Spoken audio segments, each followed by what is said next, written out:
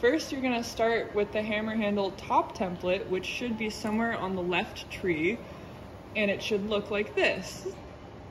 And an important number is that the current is 20%, not 100, because you will greatly burn your wood if it is 100%. So don't mess with the settings. It should all be correct on the laser cutter software. Now that we have the laser set up, we are going to engrave our hammer handle blank.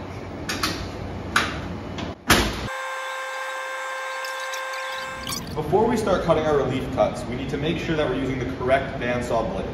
The blade for wood is the coarse tooth blade, and it has the more jagged teeth. If you're not sure which blade to use, talk to the proctor on shift. Next, we need to make sure that our guard is only about 1/4 inch above our workpiece. So, using the screw on the back of the bandsaw, we can lower the guard until it's at the correct height, and then tighten it back up again. Now we're ready to make our relief cuts. We are now ready to make our relief cuts. We're going to make relief cuts every 1/2 to 3/4 of an inch, all the way around the outline of the handle. We want to make sure not to go too deep, otherwise it will ruin the actual handle.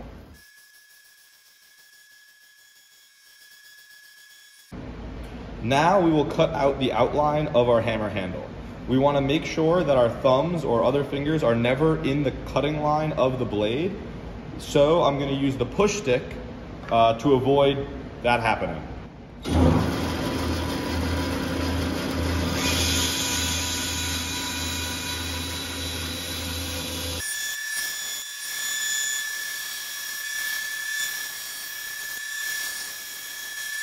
Now we're going to use the spindle sander to sand on the edges of our handle and to shape it to the original profile that we laser engraved. So don't forget to turn on the vacuum and hit the on button.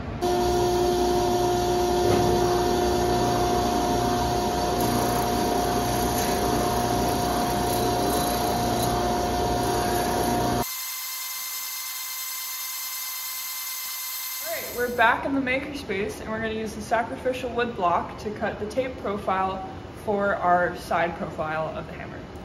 So first, we're going to find the correct file in the tree on the left-hand side again, and it should also be in all caps and say E4 Hammer Handle side template, and it should look like this.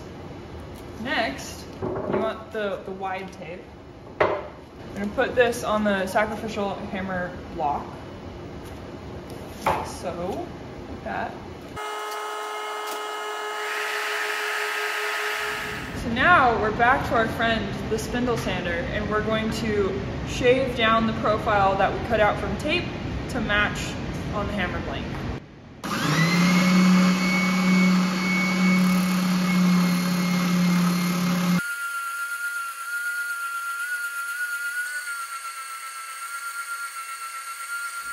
Now we can cut the slot for our wedge to attach our hammerhead and hammer handle. Going back to the bandsaw, we can just use one blade width and go as deep as the tape says.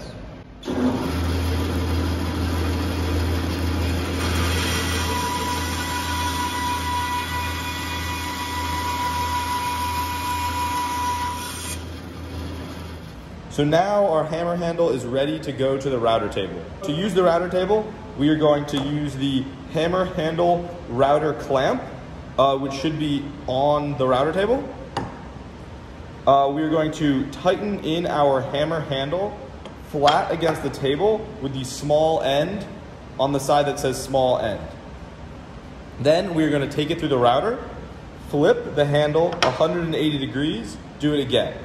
After we have done both of those sides, we're going to flip the entire clamp upside down, so it says small end on this side, and perform the operations again. When we're at the router table, it can be helpful to attach a vacuum to the back of the router table, or if none of the vacuums fit, have a friend hold a vacuum there so you don't have to do as much cleanup afterwards. To use the router table, press the red switch underneath the table down, and guide your piece through. It can be helpful to do a test piece first, just so you understand how the router table works.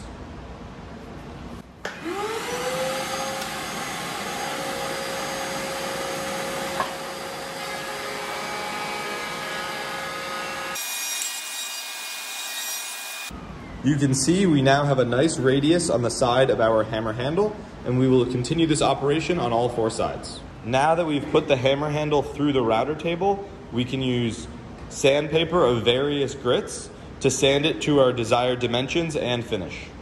You want to start with something like an 80 or 100 grit and move slowly up the grits until you get to about a 240 grit for a nice smooth handle. You're welcome to take small pieces of sandpaper, roughly this size, back to the comfort of your own room if you don't want to do all your sanding here in the shop.